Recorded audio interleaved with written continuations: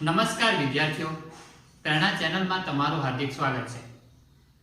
તો વિદ્યાર્થીઓ, આજે આપણે પ્રકરણ 5 સમાંતર શ્રેણીનો અભ્યાસ શીખીશું। તો તમને પ્રશ્ન એમ થશે વિદ્યાર્થીઓ કે આ સમાંતર શ્રેણી મતલબ કે જે શ્રેણી શબ્દ બોલીએ છીએ તો એ શું છે? તો સૌપ્રથમ વિદ્યાર્થીઓ હું તમને શ્રેણી શબ્દનો મતલબ સમજાવું।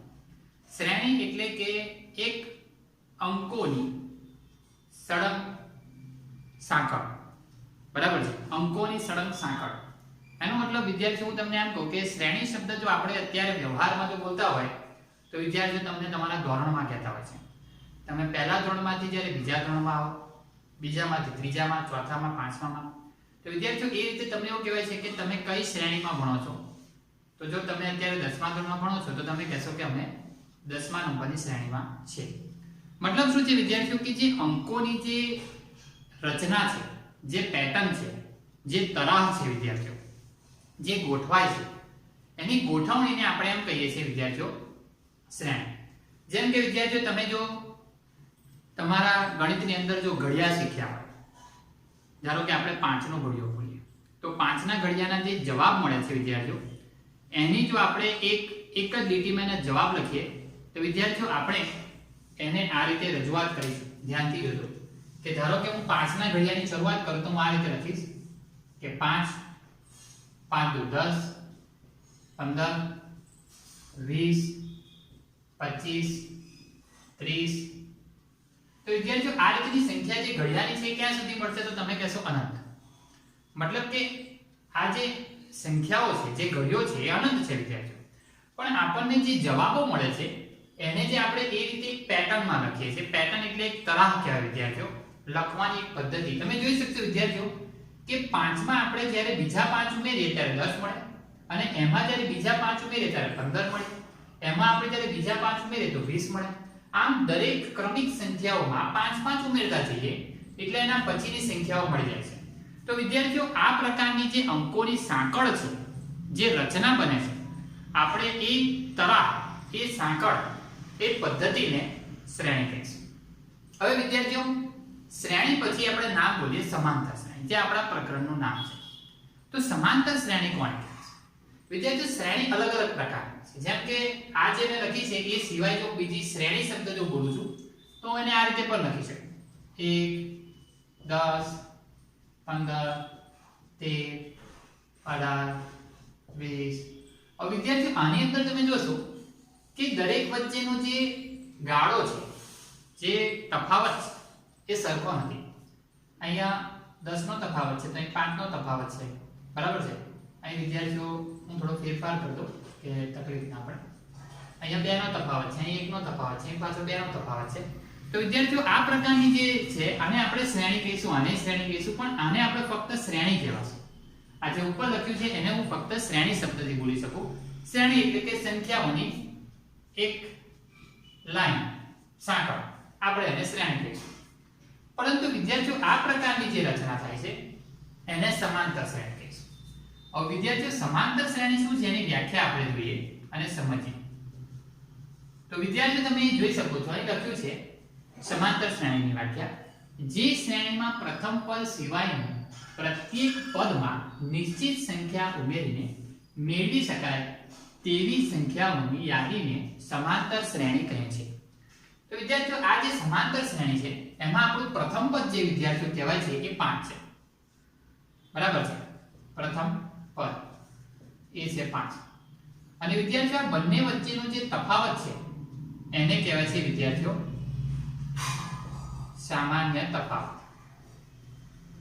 બરાબર છે? અને એ છે વિદ્યાર્થીઓ એ પણ છે 5। તો તમે જોઈ શકો છો વિદ્યાર્થીઓ કે દરેકમાં જો હું 5 ઉમેરતો જાઉં એટલે કે હું 5 છે એની અંદર 5 ઉમેરીશ તો મને કેટલા મળશે? 10। આ 10 ની અંદર 5 ઉમેરીશ એટલે મને કેટલા મળશે? 15। એમાં હું 5 ઉમેરીશ એટલે 20, એમાં હું 5 ઉમેરીશ એટલે 25, એમાં હું 5 ઉમેરીશ એટલે 30। હવે વિદ્યાર્થીઓ આ રીતે તમે પોતે પણ આગળની સંખ્યાઓ જાતે લખી શકશો। જેમ કે 30 પછી 5 ઉમેરશો તો 35, એના પછી 5 ઉમેરશો તો 40, એના પછી 5 ઉમેરશો તો 45।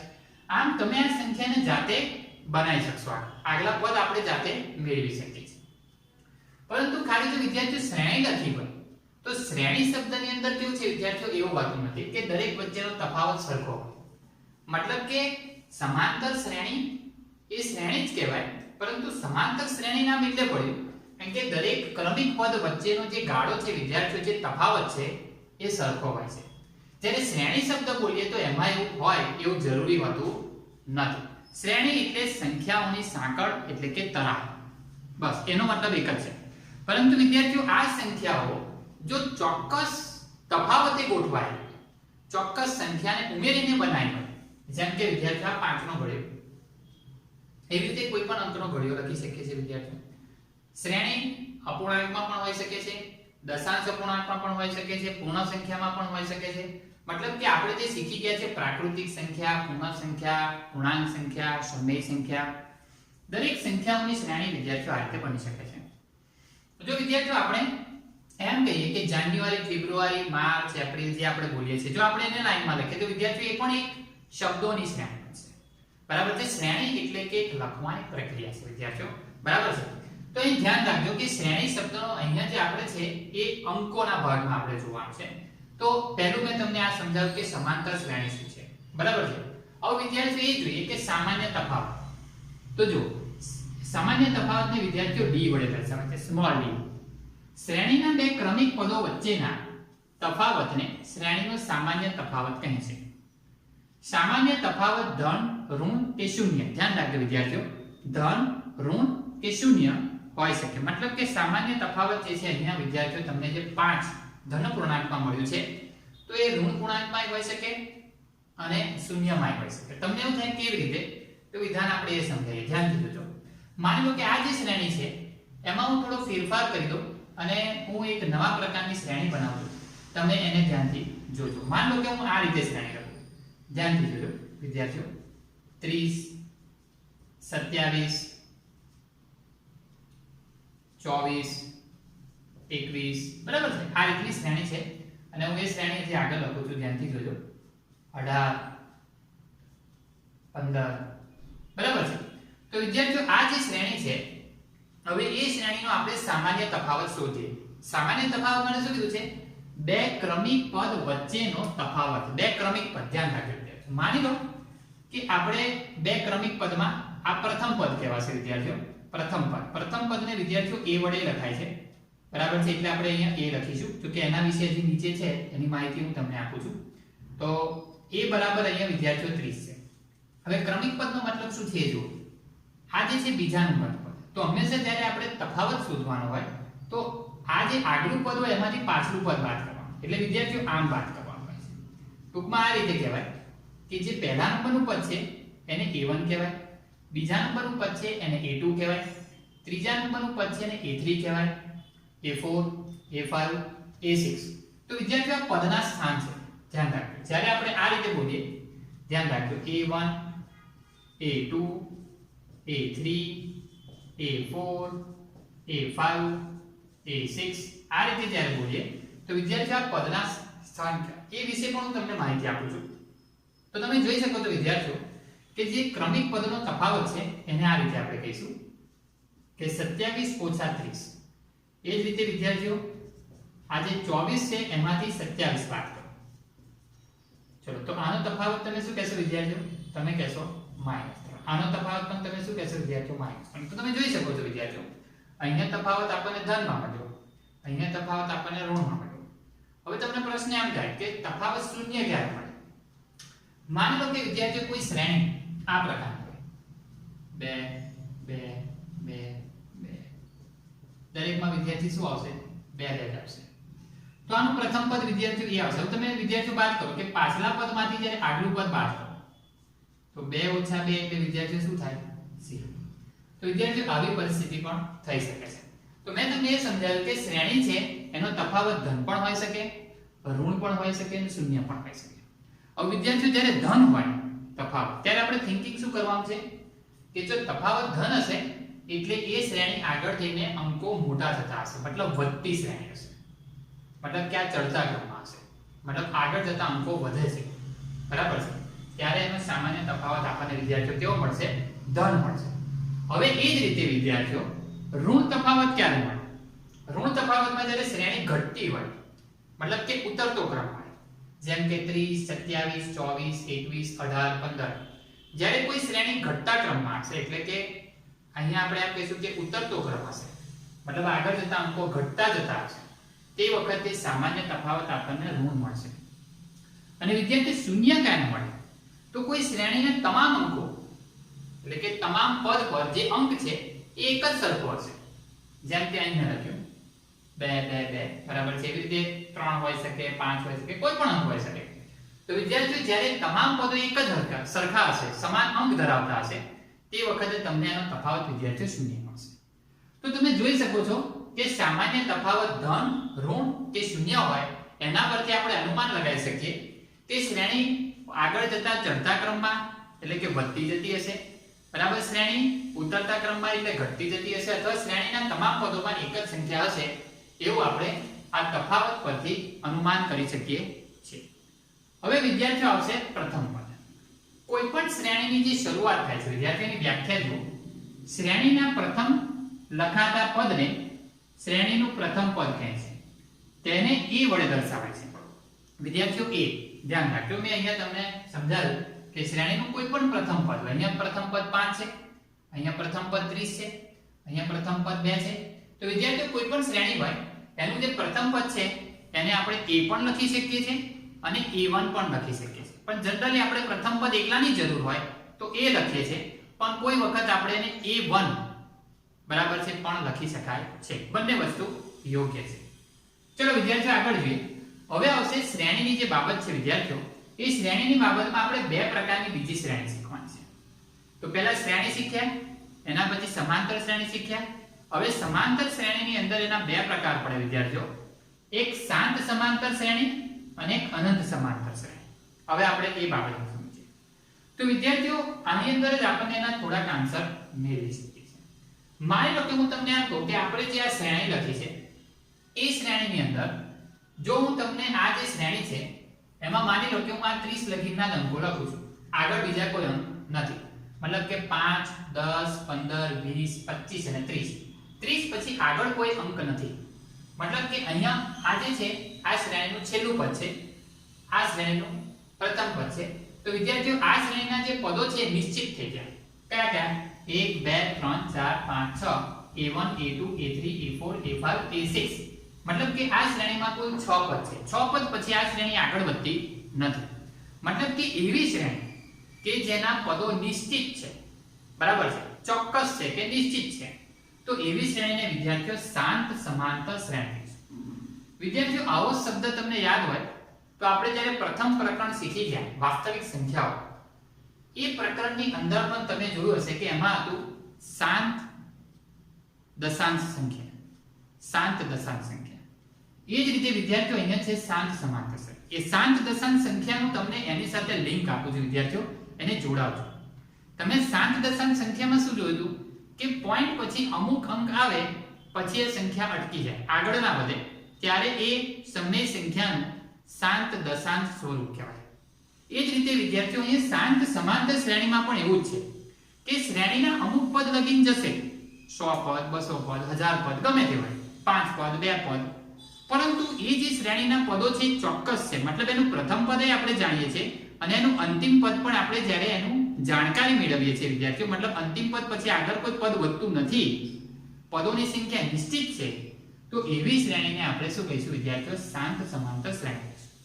તો વિદ્યાર્થીઓ અહીંયા જુઓ, જે સમાંતર શ્રેણીના પદોની સંખ્યા તેવી સંખ્યા નિશ્ચિત છે. અહીં વિધાન આગળ લખવાનું છે વિદ્યાર્થીઓ કે જે સમાંતર શ્રેણીમાં પદોની સંખ્યા નિશ્ચિત છે. શબ્દ એક ઉમેરવાનો છે વિદ્યાર્થીઓ, નિશ્ચિત. અહીંયા એક આ પદ ઉમેરી દેજો વિદ્યાર્થીઓ, બરાબર છે.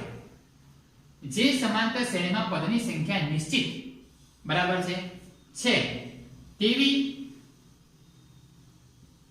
તેવી સંખ્યાને શાંત સમાંતર શ્રેણી કહે છે, બરાબર છે. તો ખૂબ જ સરળ છે. એનું મેં એક એક્ઝામ્પલ તમને આપ્યું છે. દાખલા તરીકે 1 થી 10, મતલબ કે શરૂઆત 1 થી થાય છે અને છેલ્લું પદ 10 છે. 10 પછી આગળ શ્રેણી વધતી નથી. એવી કોઈ પણ શ્રેણી લેવાય વિદ્યાર્થીઓ, પણ તમે જોઈ શકશો કે આમાં દરેકને વચ્ચેનો ગાળો 1 છે, બરાબર છે. મતલબ કે આ જે શ્રેણી છે સમાંતર તો હોવી જ જોઈએ, પણ ઉપરાંત એના પદોની સંખ્યા નિશ્ચિત હોવી જોઈએ. એટલે આપણે આમાં બે લક્ષણોનું, બે ગુણધર્મોનું પાલન થયું. પહેલો ગુણધર્મ સમાંતર શ્રેણી છે અને બીજો ગુણધર્મ એના પદોની સંખ્યા ચોક્કસ છે. તો આ બંનેનું પાલન થાય છે એટલે એને કહીશું વિદ્યાર્થીઓ શાંત સમાંતર શ્રેણી. આમાં પણ તમે જોઈ શકશો વિદ્યાર્થીઓ 3 નો ઘડિયો 10 સુધી, 3 નો ઘડિયો 10 સુધી, 3 6 9 12 થી 30 સુધી, મતલબ કે 30 પછી એ અંક આગળ વધતો નથી. તો વિદ્યાર્થીઓ આવી જે શ્રેણી છે જેમાં પદોની સંખ્યા નિશ્ચિત અને ચોક્કસ છે, તો એ શ્રેણીને કહીશું આપણે શાંત સમાંતર શ્રેણી. વિદ્યાર્થીઓ ખૂબ જ સરળ પ્રકરણ છે, પણ એમ જે શરૂઆતનું જે આપણું આઈડેન્ટિફિકેશન કહેવાય, જે ઓળખ છે શ્રેણી ચેપ્ટરની, એ તમારે ખાલી સમજવાની છે. અને હું તમને અત્યારે એ જ સમજાવી રહ્યો છું કે તમે આ જે શ્રેણી છે એ શું છે, એના પ્રકાર કેટલા છે, એની ગણતરી કેવી રીતે થાય છે, એ જ આપણે શરૂઆતમાં સમજવાનું છે. તો વિદ્યાર્થીઓ હવે એના પછીનો બીજો એક પ્રકાર છે જે સમાંતર શ્રેણીનો છે, અનંત સમાંતર શ્રેણી. અનંત સમાંતર શ્રેણી, ધ્યાનથી સાંભળજો વિદ્યાર્થીઓ. અનંત બરાબર છે, મતલબ કે અસંખ્ય હોય. સમાંતર શ્રેણી મતલબ અનંત સમાંતર શ્રેણીનો મતલબ શું થશે વિદ્યાર્થીઓ, કે આ જે શ્રેણી છે એ અનંત સુધી વિસ્તરેલી છે, અનંત સુધી આગળ ને આગળ વધે છે. તો એવી શ્રેણીને કહીશું આપણે અનંત સમાંતર શ્રેણી. હવે ધ્યાનથી સાંભળજો વિદ્યાર્થીઓ આગળ. જે સમાંતર શ્રેણીના પદોની સંખ્યા અનંત હોય તેવી શ્રેણીને અનંત સમાંતર શ્રેણી કહે છે. વિદ્યાર્થીઓ અનંત શબ્દને આપણે જ્યારે બોલીએ છીએ, જો આપણે એને લખવાનું હોય તો એને સાંકેતિક ભાષામાં 3 ડોટ વડે દર્શાવાય છે. મતલબ કે અહીં જોઈ શકો તો દાખલા તરીકે પ્રાકૃતિક સંખ્યાઓની શ્રેણી. આવું પ્રાકૃતિક સંખ્યાઓની શરૂઆત વિદ્યાર્થીઓ ક્યાંથી થાય, તો તમે કહેશો 1 2 3 4 5 6, આમ આગળ જઈને તમે 3 ડોટ કરવા પડશે. કેટલા ડોટ કરવા પડશે? 3 ડોટ. 3 ડોટ એટલે 3 ટપકા કરવાના છે વિદ્યાર્થીઓ. 3 ટપકાથી વધારે ટપકા થશે નહીં. તો વિદ્યાર્થીઓ 3 ટપકાનો મતલબ એને અનંત કહેવાય છે. મતલબ આગળ જતા આ શ્રેણી વધતી જ જાય છે, એનો કોઈ અંત નથી. તો એવી શ્રેણીને વિદ્યાર્થીઓ અનંત સમાંતર શ્રેણી કહે છે. બીજું ઉદાહરણ જો વિદ્યાર્થીઓ, કોઈ પણ સંખ્યાના અવયવો, કોઈ પણ સંખ્યાના અવયવો આપણે શીખી ગયા છે. અવયવી, ધ્યાન રાખજો વિદ્યાર્થીઓ. અવયવી એટલે ઘડિયો કહેવાય વિદ્યાર્થીઓ. અહીંયા મેં 4 ના ઘડિયાની વાત કરી છે, 4 8 12 16. તો વિદ્યાર્થીઓ ઘડિયો, કોઈ ઘડિયાનો કોઈ અંત નથી. આપણે વ્યવહારમાં 10 સુધી ઘડિયા શીખીએ છીએ કે 4 દાન 40 થાય, પરંતુ વિદ્યાર્થીઓ એનાથી ઘડિયો આગળ વધે. 4 × 11 થાય, 4 × 12 થાય, 4 × 13 થાય. મતલબ કે ઘડિયાનો કોઈ અંત નથી અને એના જવાબોનો, 4 ના જે જવાબો મળે છે એનો પણ કોઈ અંત નથી. તો વિદ્યાર્થીઓ 4 ના અવયવી અનંત છે, આપણે અગાઉના ધોરણમાં પણ શીખી ગયા છે. તો વિદ્યાર્થીઓ એની જે શ્રેણી છે એ પણ અનંત સમાંતર શ્રેણી છે. તો વિદ્યાર્થીઓ આ જે ભાગ છે મેં તમને સંપૂર્ણ સમજાવ્યો. હવે એ અનંત સમાંતર શ્રેણી અહીંયા પણ મેં લખી જો. વિદ્યાર્થીઓ આ શ્રેણી ઘટતી શ્રેણી છે, પણ આના જે 3 ડોટ એ બતાવે છે, 3 ટપકા બતાવે છે વિદ્યાર્થીઓ કે આ આગળ ને આગળ અનંત સુધી જાય છે. તમને એમ થશે કે આ ઘટતા ઘટતા 0 થશે. તો વિદ્યાર્થીઓ કદાચ હા, આ 0 થશે અને 0 પછી માઈનસમાં જશે, કારણ કે વિદ્યાર્થીઓ આ શ્રેણી ઘટતી શ્રેણી છે. ઘટતા ઘટતા ઘટતા 0 પણ થશે અને 0 પછી એ માઈનસમાં પણ જશે. બરાબર. તો વિદ્યાર્થીઓ આ રીતે તમે જોઈ શકો છો કે આ જે શ્રેણી છે, બરાબર છે, એ અનંત સમાંતર શ્રેણી કહેવાય છે. તો વિદ્યાર્થીઓ તમે જોયું કે આ જે સમાંતર શ્રેણી, સામાન્ય તફાવત, પ્રથમ પદ, શાંત સમાંતર શ્રેણી, અનંત શ્રેણી. તો વિદ્યાર્થીઓ આપણે એ જોઈએ કે શ્રેણીનું વ્યાપક સ્વરૂપ કેવું હોય છે. તો વિદ્યાર્થીઓ એની આપણે અહીંયા એક સમજ આપી અને હું તમને એ બાબતને અહીંયા ચોખવટ આપું છું કે કેવી રીતે આપણે કોઈ શ્રેણી છે એનું વ્યાપક સ્વરૂપ આપણે અહીંયા લખી શકીએ છીએ. તો વિદ્યાર્થીઓ વ્યાપક સ્વરૂપ એટલે કેવું હોય છે કે આપણે કોઈ પણ પ્રકારની જે શ્રેણી હોય, જે અજ્ઞાત શ્રેણી કહેવાય, અને એ અજ્ઞાત શ્રેણીનું જે આપણે સ્વરૂપ લખવા માંગીએ છીએ એને વિદ્યાર્થીઓ આપણે અહીંયા શું કહીશું કે એનું વ્યાપક સ્વરૂપ.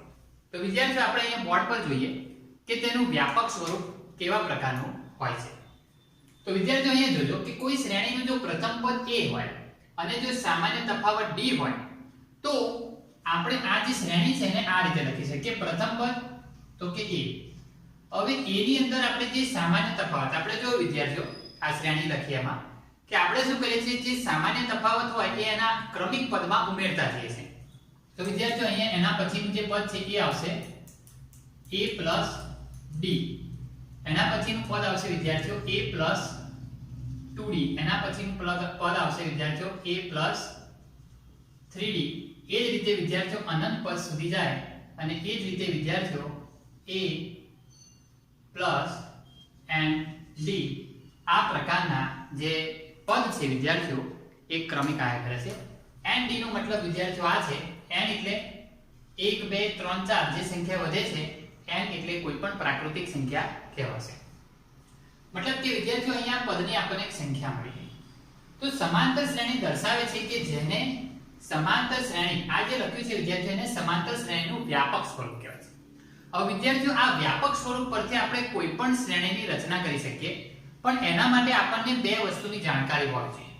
એક તો શ્રેણીનું પ્રથમ પદ અને એ શ્રેણીનો સામાન્ય તફાવત. જો વિદ્યાર્થીઓ આપણને શ્રેણીનું પ્રથમ પદ અને શ્રેણીનો જો સામાન્ય તફાવત ખબર હોય તો આપણે કોઈ પણ પ્રકારના શ્રેણીને અનંત સુધી અથવા પછી જે શાંત સમાંતર શ્રેણી છે ત્યાં સુધી આપણે લખી શકીએ છીએ. તો વિદ્યાર્થીઓ આ જે છે એ બાબત આપણે અહીંયા ધ્યાનથી જોવાનું છે. તો વિદ્યાર્થીઓ હું તમને એક એક્ઝામ્પલ બતાવું. માની લો કે આપણી જોડે આ એક શ્રેણી છે, બરાબર છે, જે 4 ના અવયવો. તો માની લો કે હું તમને આમ કહું, આપણે કોઈ પણ શ્રેણી લઈ શકીએ છીએ. માની લો કે આપણે એમ કહીએ કે કોઈ એક શ્રેણી છે એનું પ્રથમ પદ 4 છે અને એનો સામાન્ય તફાવત પણ વિદ્યાર્થીઓ કેટલો છે 4 છે. તો હવે વિદ્યાર્થીઓ આ જો શ્રેણીની આપણે રચના કરી હોય તો વિદ્યાર્થીઓ આ રીતે કરી શકીએ. વ્યાપક સ્વરૂપ પ્રમાણે પહેલું પદ શું કહેવાશે? a. એટલે કે a બરાબર શું કહેવાશે અહીંયા 4. તો પહેલું પદ આપણને મળ્યું. હવે વિદ્યાર્થીઓ બીજું પદ શોધવું હોય તો મારે શું કરવું પડે? બીજું પદ એટલે a + d. a + d નો મતલબ શું? a એટલે 4 અને d એટલે 4. એટલે વિદ્યાર્થીઓ તમે જોશો કે 4 + 4 એટલે શ્રેણીનું બીજું પદ આપણને મળી જશે વિદ્યાર્થીઓ. એ તમે કહેશો 8. એ જ રીતે વિદ્યાર્થીઓ ત્રીજું પદ, બરાબર છે. અહીંયા જો આપણે વધુ જાણકારી માટે લખવું હોય તો a1 બરાબર છે, a2 a3 તો કે a + 2d. એટલે વિદ્યાર્થીઓ 4 પ્રથમ પદ છે વત્તા 2 અને d એટલે કેટલા છે વિદ્યાર્થીઓ 4. તો તમે જોઈ શકશો વિદ્યાર્થીઓ આ 4 તો છે વત્તા 4 તો 8 એટલે એના પછીનું પદ વિદ્યાર્થીઓ કેટલું થઈ ગયું? 12. પહેલું પદ 4, બીજું પદ 8, ત્રીજું પદ 12. તમે જોઈ શકશો વિદ્યાર્થીઓ 4 8 12. આ રીતે વિદ્યાર્થીઓ માન લો કે આપણે ચોથું પદ જોઈએ છે તો a4 લખીશું, a+ અહીંયા જે હોય બરાબર છે 2 છે તો હવે શું આવશે વિદ્યાર્થીઓ 3d. અને વિદ્યાર્થીઓ ધ્યાન રાખવાનું ચોથું પદ હોય તો અહીંયા d ની આગળ 3 લખવાનું. આ યાદ રાખવા માટે વિદ્યાર્થીઓ 4 + 3 કૌંસમાં 4 d ની કિંમત મૂકી તો 4 + 4 * 12 અને 12 + 4 નો સરવાળો વિદ્યાર્થીઓ થશે 16. તો તમે જોઈ શકશો આ રીતે આપણા જે પ્રથમ પદ, બીજું પદ, ત્રીજું પદ અને જો વિદ્યાર્થીઓ જે ચોથું પદ છે એ જો આપણે ક્રમમાં જોઈએ તો આ રીતે આપણને મળે છે. તો તમે આ રીતે કોઈ પણ પ્રકારની શ્રેણી છે એ અનંત સમાંતર હોય કે પછી શાંત સમાંતર હોય એની આપણે અહીંયા ધારણા છે એ કરી શકીએ છીએ. તો વિદ્યાર્થીઓ તમે જોઈ શકો છો કે સૌપ્રથમ આપણા મહત્વની બાબત એ છે કે આપણે એમાં પ્રથમ પદ અને સામાન્ય તફાવત છે એ આપણને ખબર હોવી જોઈએ, બરાબર છે. તો વિદ્યાર્થીઓ આપણે એની જાણકારી મેળવી અને એના માટે આપણે ઉદાહરણની ચર્ચા કરી, બરાબર છે. તો વિદ્યાર્થીઓ હવે જોઈશું આપણે ઉદાહરણ 1, બરાબર છે, અને એમાં આપણે આવા જ પદોની ચર્ચા કરી. તો વિદ્યાર્થીઓ અત્યારે ચલો હું આ રવા દઉં છું, થોડું કાચું કામ છે. તો હવે વિદ્યાર્થીઓ ઉદાહરણ 1 માં આપણને એમ કહ્યું છે કે સમાંતર શ્રેણી, બરાબર છે, સમાંતર શ્રેણી 3/2 1/2 -1/2 -3/2. આ જે પરિસ્થિતિ છે એમાં આપણને એવું કીધું છે કે a અને d લખો. a અને d નો મતલબ શું છે વિદ્યાર્થીઓ? આપણને એવું કીધું છે કે આનો તમારે પ્રથમ પદ અને d એટલે સામાન્ય તફાવત લખવાનો છે. તો વિદ્યાર્થીઓના જવાબમાં આપણે પ્રથમ પદ તો આસાનીથી લખી શકીશું. a બરાબર કેટલો આવશે? તો કે 3/2, બરાબર છે. તો વિદ્યાર્થીઓ આપણે એ જોવાનું છે કે હવે d કેટલો આવશે. તો d માટે આપણે ગણતરી કરવાની આવશે વિદ્યાર્થીઓ. d એટલે વિદ્યાર્થીઓ તો કે જે બીજું પદ હોય એમાંથી આપણે આગળનું પદ બાદ કરવાનું છે. તો જ્યારે વિદ્યાર્થીઓ અહીં છેદ જુઓ બંને સરખા છે અને ઉપરનાની બાદબાકી થાય વિદ્યાર્થીઓ તો 1 માંથી 3 જશે. તો વિદ્યાર્થીઓ કેટલા આવશે તમે જોઈ શકશો? -2 આવશે. 3 માંથી 1 જશે એટલે -2 આવશે અને વિદ્યાર્થીઓ આનો તફાવત કેટલો આવશે? માઈનસ. તો વિદ્યાર્થીઓ અહીં તમે જોઈ શકો છો કે કોઈ પણ શ્રેણી હોય આપી હોય તો આપણે એ શ્રેણીમાંથી એનો a એટલે કે પ્રથમ પદ અને જે સામાન્ય તફાવત છે એ પણ શોધી શકીએ છીએ. અને વિદ્યાર્થીઓ a અને d એટલે કે પ્રથમ પદ અને સામાન્ય તફાવત આપ્યું હોય તો આપણે કોઈ પણ શ્રેણીની રચના પણ કરી શકીએ છીએ. બંને એકબીજાના પૂરક છે વિદ્યાર્થીઓ, બરાબર છે. તો વિદ્યાર્થીઓ હવે આપણે આગળ જોઈશું કે ઉદાહરણ 2 આપણને શું કહેવા માંગે છે. તો એ વિધાન માટે આપણે અહીંયા ધ્યાનથી ચકાસણી કરીએ. તો વિદ્યાર્થીઓ ઉદાહરણ 2 માં આપણને એમ કહ્યું છે કે કઈ સમાંતર શ્રેણી છે, બરાબર છે, કઈ સમાંતર શ્રેણી છે, આ જે આપેલી શ્રેણી સમાંતર શ્રેણી છે આપણને એમ કહ્યું છે જો સમાંતર શ્રેણી હોય તો તેના પછીના બે પદ લખો. હવે વિદ્યાર્થીઓ આપણે સૌપ્રથમ આપણને જે શ્રેણી રકમની અંદર આપેલી છે અને એ શ્રેણી છે 4 10 16 22. તો સૌપ્રથમ આપણે એ જોઈશું કે એ શ્રેણી સમાંતર શ્રેણી છે કે નહીં. તો એના માટે આપણે અહીંયા ગણતરી કરીએ અને એ ગણતરીથી તમને સમજ આપીએ વિદ્યાર્થીઓ કે આ શું વાસ્તવની અંદર સમાંતર શ્રેણી છે, બરાબર છે. સમાંતર શ્રેણી ચેક કરવા માટે તમે જોઈ શકો છો વિદ્યાર્થીઓ આપણી જોડે એક શરત છે. એક શરત એટલે કઈ, તો કે એના જે ક્રમિક પદો વચ્ચેનો જે તફાવત છે એ સરખો હોવો જોઈએ. જે મેં તમને સમાંતર શ્રેણીની વ્યાખ્યામાં કીધું છે કે તેમાં ક્રમિક પદો વચ્ચેનો, ક્રમિક પદ ધ્યાન રાખજો વિદ્યાર્થીઓ, વચ્ચેનો તફાવત સરખો હોવો જોઈએ. તો આપણે જાણીએ છીએ સૌપ્રથમ આપણે આનો a અને d મેળવી લઈએ વિદ્યાર્થીઓ. બહુ સરળ છે પણ આપણે અહીંયા ખાસ તો a ની જરૂર છે, બરાબર છે. તો પ્રથમ પદ છે વિદ્યાર્થીઓ a. તો આપણે સૌપ્રથમ છે આ ક્રમિક પદ વચ્ચેનો તફાવત ચેક કરીએ. તો વિદ્યાર્થીઓ ધ્યાન આપજો, આ જે બીજું પદ છે એટલે આપણે સૂત્રમાં લખવું હોય તો આ રીતે લખાય વિદ્યાર્થીઓ, ધ્યાનથી જોજો. a2 a1. a2 a1 નો શું થશે મતલબ કે આપણે બીજા પદમાંથી પહેલું પદ બાદ કરીએ તો વિદ્યાર્થીઓ 10 - 4 તો તમે જવાબમાં કેટલા લખશો 6. એ જ રીતે વિદ્યાર્થીઓ a3, આ જે ત્રીજું પદ છે એમાંથી આપણે જો બીજું પદ બાદ કરીએ એટલે કે 16 - 10 તો આપણને જવાબ કેટલો મળે છે વિદ્યાર્થીઓ 6. એ જ રીતે વિદ્યાર્થીઓ આપણને જે ચોથું પદ આપ્યો છે એમાંથી જ્યારે આપણે ત્રીજું પદ બાદ કરીએ છીએ એટલે કે 22 - 16, બરાબર છે, તો પણ આપણને વિદ્યાર્થીઓ જવાબ કેટલો મળે છે 6. તો અહીંયા તમે જોયું કે દરેક ક્રમિક પદ વચ્ચેનો જે આપણને જે તફાવત મળે છે વિદ્યાર્થીઓ એ કેવો છે, એક સરખો છે, 6 6 6. તો વિદ્યાર્થીઓ આના પરથી આપણે એવું જાણી શકીએ કે આ જે શ્રેણી છે એ સમાંતર શ્રેણી છે. હવે વિદ્યાર્થીઓ એના માટે આપણે અહીંયા એક સર્વસામાન્ય એક બાબત લખવી પડે. તો આપણે અહીં લખીશું કે આમ અહીં ધ્યાન રાખજો વિદ્યાર્થીઓ ak+1 - ak સમાન છે. હવે આનો મતલબ શું છે વિદ્યાર્થીઓ, k એટલે કોઈ પણ સંખ્યા, મતલબ કે જે ક્રમિક પદ છે, મતલબ કે આગલું પદ છે એમાંથી પાછલું પદ બાદ કરીએ એટલે કે k+1 નો મતલબ શું કહેવાય, આ k ak પદ પહેલા આવે. જો માની લો કોઈ આપણે કોઈ શ્રેણી લખીએ તો એમાં ak પદ પહેલા આવે અને એ પછીનું પદ શું આવે તો કે k+1, એના પછી પદ લખવું હોય તો ak+2, બરાબર છે. તો વિદ્યાર્થીઓ આ રીતે જો આપણે પદને વિચારીએ તો આપણે એમ કહી શકાય કે જે પદ છે આગલું પદ છે એમાંથી જે પાછલું પદ બાદ કરીએ છીએ એટલે કે ak+1 - ak. તો આ દરેક પદ આ રીતે આપણે વિચારીએ કે બે ક્રમિક પદ, જે આપણે બે ક્રમિક પદ શબ્દ બોલીએ છીએ વિદ્યાર્થીઓ એને આપણે સંકેતમાં આ રીતે લખવું પડે, બરાબર છે. જે ક્રમિક પદ શબ્દ બોલીએ છીએ બે ક્રમિક પદોનો તફાવત, આ જે શબ્દ બોલીએ છીએ વિદ્યાર્થીઓ એને આપણે સંકેતમાં આ રીતે લખવું પડે. તો આપણે અહીં સંકેતમાં લખીએ છીએ આમ અહીં k+1 બરાબર છે -ak બરાબર છે સમાન છે, બરાબર છે. તો આ જે માહિતી છે આપણને મળી તો માટે આપણે એવું લખી શકાય કે આપેલ શ્રેણી સમાંતર શ્રેણી છે. એટલે સૌપ્રથમ આપણને જે પ્રશ્ન પૂછ્યો તો વિદ્યાર્થીઓ કે આ જે શ્રેણી આપેલી છે એ સમાંતર શ્રેણી છે, તો આપણે એ મેળવી લીધું કે સમાંતર શ્રેણી છે. હવે વિદ્યાર્થીઓ એના પછીનો પ્રશ્ન આપણને એમ કીધો છે કે શું એમાં બાકીના બે પદો આપણે લખવાના કીધા, તો બાકીના બે પદ કેવી રીતે લખીશું. તો એના માટે મેં તમને કીધેલું કે સામાન્ય રીતે આપણે શું જોવાનું હોય, પ્રથમ પદ જોવાનું હોય ને એમની વચ્ચેનો તફાવત જોવાનો. એમની વચ્ચેનો તફાવત વિદ્યાર્થીઓ શું છે 6 છે, બરાબર છે. હવે માની લો કે તમારે 22 પછીનું પદ જોઈતું હોય તો શું કરવું પડે, તો તમારે 22 માં કેટલા ઉમેરવા પડે વિદ્યાર્થીઓ 6. એટલે સીધી વસ્તુ છે, જો આપણે ક્રમિક પદ જોઈતું હોય તો આ રીતે આવશે. તો લખવાનું વિદ્યાર્થીઓ બે ક્રમિક પદ આ રીતે લખીશું વિદ્યાર્થીઓ કે જે 22 છે એમાં 6 ઉમેરો એટલે વિદ્યાર્થીઓ કેટલા મળશે 28. અને એ જ રીતે વિદ્યાર્થીઓ આ 28 છે, બરાબર છે, એમાં બીજા 6 ઉમેરો કારણ કે આ 28 પછીનું પદ આપણે જોઈએ છે. તો વિદ્યાર્થીઓ 28 પછી તમે જ્યારે 6 ઉમેરશો તો તમને કેટલા મળશે વિદ્યાર્થીઓ 34. તો આમ તમે કહી શકશો કે બે ક્રમિક પદો 28 અને 34 છે.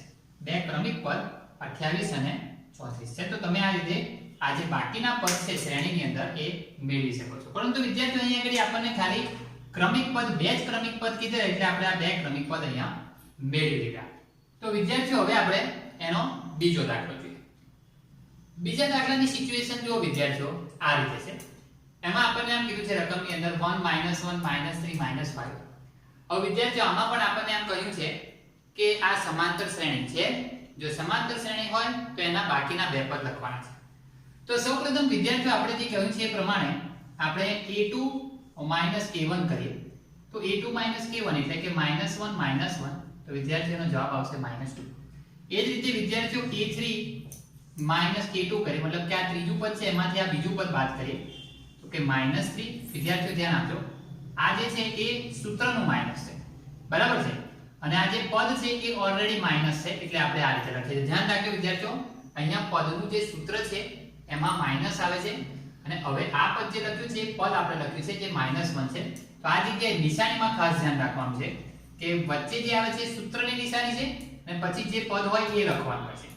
તો વિદ્યાર્થીઓ -3 ઓછા વત્તા 1 એટલે વિદ્યાર્થીઓ જવાબ શું આવશે -2. એ જ રીતે વિદ્યાર્થીઓ અહીંયા આપણે આગળ જોઈશું કે a3 છે તો હવે આવશે a4 a3. એટલે કે તમે જોઈ શકશો વિદ્યાર્થીઓ જે a4 આપણે જ્યારે ભૂલે છે તો ચોથા નંબરનું પદ વિદ્યાર્થીઓ -5 અને આ સૂત્રનું માઈનસ અને વિદ્યાર્થીઓ હવે ત્રીજા નંબરનું પદ તમે જોશો કે -3 છે એટલે કે વિદ્યાર્થીઓ -5 + 3 બરાબર આપણે અહીંયા જવાબમાં શું લખીશું -2. તો વિદ્યાર્થીઓ તમે અહીં જોયું કે દરેક પદો વચ્ચેનો જે તફાવત છે એ આપણને એક સરખો મળે છે. એટલે માટે આપણે ક્રમિક પદો મેં હમણાં તમને સમજાવ્યું છે બે ક્રમિક પદો વચ્ચેનો તફાવત આપણને સરખો મળે છે. તો વિદ્યાર્થીઓ એ બાબતને આપણે જો અહીંયા ધ્યાનથી શીખીએ બરાબર છે તો આ રીતે લખાશે તમે જોજો બરાબર છે. આપણે આ રીતે લખીશું કે આમ અહીં ધ્યાન રાખજો વિદ્યાર્થીઓ ak + 1 ak સમાન છે. મતલબ કે બે ક્રમિક પદો વચ્ચેનો તફાવત સમાન છે. આનો મતલબ વિદ્યાર્થીઓ એ કહેવાય છે આ સંકેતમાં આપણે લખ્યું કહેવાય. તો હવે આપણે એના પછીના બે પદ જોવાના છે. તો આપણે એના પછીના બે પદ આપણે જોઈએ તો લખીશું વિદ્યાર્થીઓ ધ્યાન રાખજો આપણે પહેલા બે પદ શોધી કાઢીએ. તો -5 એમાં આપણે કેટલા ઉમેરવા પડે વિદ્યાર્થીઓ -2. -5 એ ચોથા નંબરનું પદ છે એટલે આપણે લખ્યું. એના પછી આપણે એમાં જે સામાન્ય તફાવત ઉમેરવાનો છે તો વિદ્યાર્થીઓ સામાન્ય તફાવત -2 છે. બંને ઋણ છે એટલે વિદ્યાર્થીઓ જવાબમાં શું આવશે -7. એ જ રીતે વિદ્યાર્થીઓ આ -7 છે એમાં મારે સામાન્ય તફાવત ઉમેરવાનો છે અને વિદ્યાર્થીઓ એના પછીનું પદ શું આવશે -9. તો વિદ્યાર્થીઓ આમ લખી શકાય કે આમ બે ક્રમિક પદો -7 અને -9 છે. તો વિદ્યાર્થીઓ આપણે જોઈ શકીએ છીએ કે આ સમાંતર શ્રેણી છે અને સમાંતર શ્રેણી હોવાથી આપણે એના પછીના ક્રમિક પદોને આ રીતે લખી શકીએ છીએ. હવે વિદ્યાર્થીઓ આપણે છે આ જે ત્રીજા નંબરનો દાખલો છે એ જોઈએ કે સમાંતર શ્રેણી છે અને વિદ્યાર્થીઓ સમાંતર શ્રેણી હોય તો એના પણ આપણે બે ક્રમિક પદો શોધવાના છે બરાબર છે. તો એ રીતે આપણે અહીંયા જોઈશું બરાબર છે. તો વિદ્યાર્થીઓ અહીંયા જોજો હવે આપણે જે સિચ્યુએશન છે એ જ રીતે સૌપ્રથમ આપણે a2 a1 કરીએ. તો વિદ્યાર્થીઓ બે સૂત્રનું ઓછા અને a1 વિદ્યાર્થીઓ જોશો -2 છે એટલે આપણે એને કૌંસમાં લખીએ. તો વિદ્યાર્થીઓ જવાબ શું આવશે 2 + 2 એટલે શું થઈ જશે વિદ્યાર્થીઓ 4. એ જ રીતે વિદ્યાર્થીઓ હવે a3 a2 કરીએ. a3 a2 કરીએ તો વિદ્યાર્થીઓ તમે જોઈ શકશો અહીંયા -2 છે આ સૂત્રનું ઓછા અને આ જે છે a2 પદ છે તો આનો જવાબ આવશે વિદ્યાર્થીઓ -4. હવે તમે ખાલી આ બે પદ આ બે ક્રમિક પદો વચ્ચે જોઈ શકો છો કે આપણને આ જે પ્રમાણ છે બરાબર છે તમે જોશો કે એનો જે સામાન્ય તફાવત છે સરખો નથી. અહીં +4 આવે છે તો અહીં -4 આવે છે. તો વિદ્યાર્થીઓ બંનેમાં ધન અને ઋણ નિશાનીનો ફરક છે. વિદ્યાર્થીઓ દરેકમાં ઋણ તો ઋણ આવવું જોઈએ દરેકમાં સામાન્ય તફાવત ધન તો ધન આવવું જોઈએ પણ અહીંયા વિદ્યાર્થીઓ 4 તો આવે છે પણ એક ધન છે એક ઋણ છે તો વિદ્યાર્થીઓ અલગ અલગ કહેવાય. તો માટે આપણે અહીં લખીશું કે અહીં ધ્યાન રાખજો કે ak + 1 - ak સમાન નથી બરાબર છે. એટલે આપણે જો બીજી ભાષામાં લખવું હોય તો આ રીતે લખાય વિદ્યાર્થીઓ કે a2 - a1 અને એ જ રીતે a3 - a2 આ બંનેના જવાબ સમાન નથી. બરાબર છે, બંનેના જવાબ સરખા આવતા નથી. આ જવાબ અને આ જવાબ સરખો નથી, તો લખવાનું કે આપેલ શ્રેણી સમાંતર શ્રેણી નથી. બરાબર છે, તો હવે સમાંતર શ્રેણી નથી તો વિદ્યાર્થીઓ પછી આપણે એને કેવી રીતે આગલા બે પદ શોધી શકીએ. બરાબર છે, હવે વિદ્યાર્થીઓ એ જ રીતે આપણે ચોથા નંબરનો જે આ દાખલો છે એ ચર્ચા કરીએ. ચોથા નંબરના દાખલાની અંદર એટલે કે ઉદાહરણ 2 નો જે ચોથા નંબરનો દાખલો છે એ આપણને એમ કહ્યું છે કે 1 1 1 2 2 2 અને 3 3 3 આ પ્રકારની જે વિદ્યાર્થીઓ શ્રેણી છે એ શ્રેણી સમાંતર શ્રેણી છે કે નહીં, અને જો સમાંતર શ્રેણી હોય તેના પછીના બે પદ શોધવાના છે. તો સૌપ્રથમ વિદ્યાર્થીઓ આપણે અહીંયા ચેક કરીએ કે સમાંતર શ્રેણી છે કે નહીં. જેના માટે આપણે સૌપ્રથમ જે ચકાસણી કરવાના જે મુદ્દા છે એમાં a2 a1 કરી જોઈએ, એટલે કે 1 ઓછા 1 તો વિદ્યાર્થીઓ આપણને જવાબ શું મળશે? 0. એ જ રીતે વિદ્યાર્થીઓ a3 બરાબર છે a3 a2 કરી જોઈએ તો એમાં પણ 1 ઓછા 1 એટલે જવાબ 0 મળે છે. હવે વિદ્યાર્થીઓ ચોથા નંબરનું પદ છે એ લઈએ કે a4 a3 કરીએ તો વિદ્યાર્થીઓ 2 1 એટલે અહીંયા કેટલા મળે છે વિદ્યાર્થીઓ 1. હવે તમે જોઈ શકો છો વિદ્યાર્થીઓ કે ત્રીજા ક્રમની અંદર જ આવતા આપણને ખબર પડી જાય છે કે પહેલા બે ની અંદર આપણને 0 0 તફાવત મળે છે અને પછી 1 મળે છે, મતલબ કે તફાવત એક સરખો રહેતો નથી. તો વિદ્યાર્થીઓ આપણે અહીં લખી શકીશું અહીંયા આગળ જો આપણી સમજ માટે કે અહીં ધ્યાન રાખજો કે a2 a1 બરાબર a3 a2 એટલે કે આ પદનો બાદબાકી અને વિદ્યાર્થીઓ આ બીજા પદની બાદબાકી, આ બે જે પદ છે એમની બાદબાકી સરખી છે, પરંતુ ધ્યાન રાખજો કે a3 a2 બરાબર છે not is equal to a4 a3, મતલબ કે આ જે બે પદ છે એમની બાદબાકી સરખી નથી. બરાબર છે, પાછળ નથી શબ્દ નહીં લખો તો પણ ચાલશે વિદ્યાર્થીઓ, કારણ કે આ not is equal to એટલે કે નથી શબ્દમાં આવી જાય છે. બરાબર છે, તો વિદ્યાર્થીઓ એ જે પરિસ્થિતિ છે એ પ્રમાણે આપણે લખીશું કે આપેલ શ્રેણી સમાંતર શ્રેણી નથી. બરાબર છે, તો વિદ્યાર્થીઓ તમે જોઈ શકો છો કે આ જે વિડિયો છે એની અંદર મેં તમને જે સમજ આપી છે એ આટલી જ છે કે પ્રકરણની અંદર સમાંતર શ્રેણી કોને કહેવાય છે, શ્રેણી શબ્દ શું છે, સમાંતર શ્રેણી શું છે, અનંત સમાંતર શ્રેણી શું છે, શાંત સમાંતર શ્રેણી શું છે, શ્રેણીમાં પ્રથમ પદ કોને કહેવાય, શ્રેણીમાં સામાન્ય તફાવત કોને કહેવાય. બરાબર છે, કોઈ શ્રેણીને આપણે ગણતરી કરવાની હોય કે કોઈ શ્રેણી સમાંતર શ્રેણી છે કે નથી, અને જો વિદ્યાર્થીઓ સમાંતર શ્રેણી હોય તો એના પછીના આપણે પદ કેવી રીતે લખવાના છે એ જોયું, અને આ શ્રેણીનું જે વ્યાપક સ્વરૂપ છે એ પણ આપણે ધ્યાનથી જોવાનું છે. તો વિદ્યાર્થીઓ આ જે વિડિયો છે જો તમને પસંદ આવ્યો હોય તો વિદ્યાર્થીઓ તમે સબસ્ક્રાઇબ અને લાઈક જરૂરથી કરજો. આવતા વિડિયોમાં આપણે ફરીથી મળીશું. આવજો.